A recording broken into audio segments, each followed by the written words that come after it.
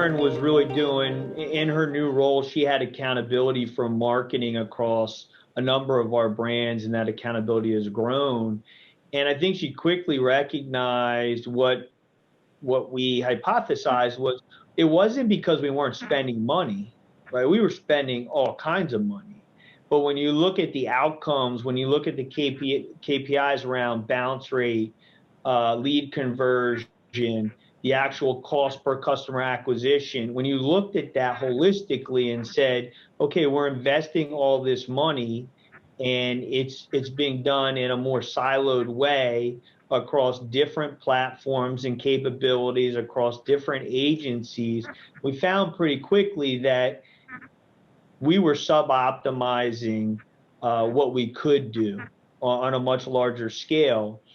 And at the same time, even before Lauren was in her role, we were getting a lot more demand of just the work we needed to do to redesign and reimagine brand sites. And we could have decided to do that a brand and site at a time, which would have been costly, more time consuming, and taken us longer to get from A to Z. But what we decided to do was say, listen, where are we going to place our bets on digital experience platforms, and where are we going to just kind of surround those capabilities with an ecosystem that would support our needs?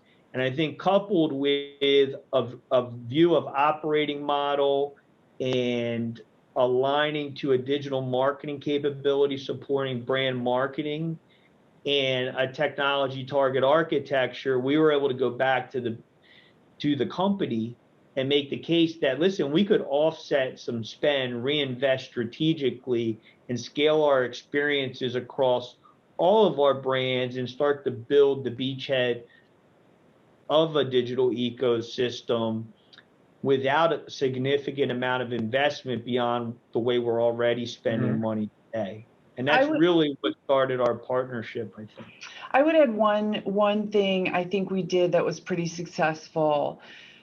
We tried to build as much of the business case as we could see at the time, but we did not overly obsess about putting the whole picture together.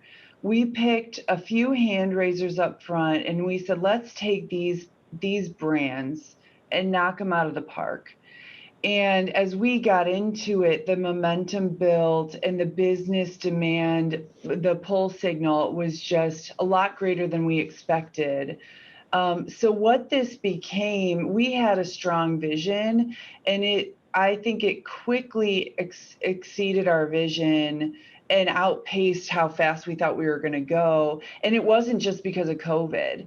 It was because as soon as we made some tangible progress, the brands started imagining and the businesses started imagining how else they might use and adopt and build on that. That I think was pretty successful. We started to get a foot in the door and then let the pull signal dictate how fast and how far.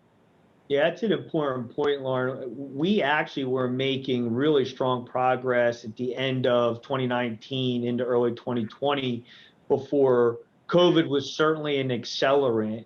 A, because we didn't know how our channel partners would fare, and B, we knew people would start to engage more directly digitally. But we had a plan and a roadmap of how we wanted to execute.